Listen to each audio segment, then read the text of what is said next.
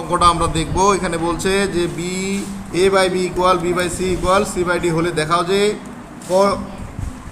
এর A cube plus B cube by B cube plus C cube equal B cube plus C cube by C cube বা plus D cube.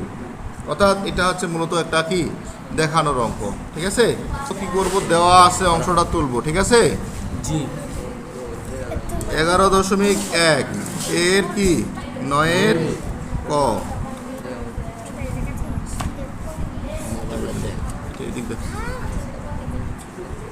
দেওয়া আছে,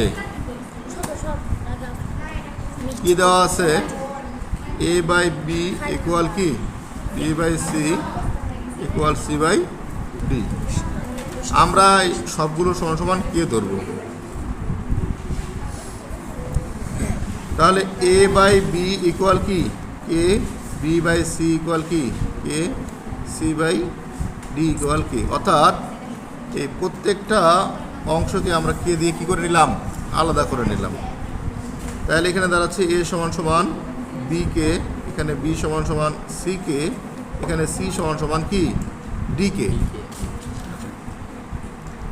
এবার একটা কাজ করবো আমরা, এ ইকুয়াল বি কেটা রেখে দিলাম, এখানে বি রাখার পরে এই যে সি এর কিন্তু অলরেডি এখানে ডি কে একটা মান তৈরি হয়েছে।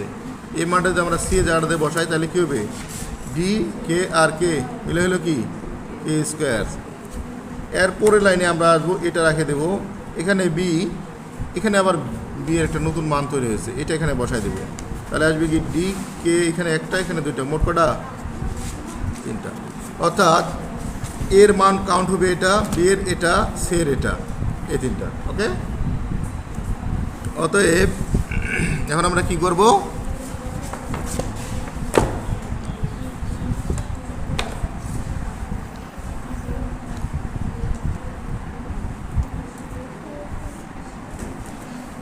লেফট হ্যান্ড সাইডটা তুলব। লেফট হ্যান্ড সাইডটা কি আছে, এ কিউব প্লাস কি বি কিউব বাই কি B cube plus C cube, এই তো নাকি। এর মানটা আমরা এখানে উপর থেকে দেখে তুলতেছি, ডি কে 3D কিউব, এই যেখানে আমরা 3Dটা দিলাম। বি এর মান হচ্ছে এখানে কি ডি কে স্কোয়ারের পরে 3, নিচে বি এর মান ডি কে স্কোয়ারের উপরে কিউব প্লাস, আবার এখানে আমাদের কি সি কিউব, সি কিউবের মান কি ডি কে এর উপরে 3। তাহলে ডি এর উপরে 3 দিলে কি হবে ডি কিউব, আর এখানে হচ্ছে কত 3 3 9।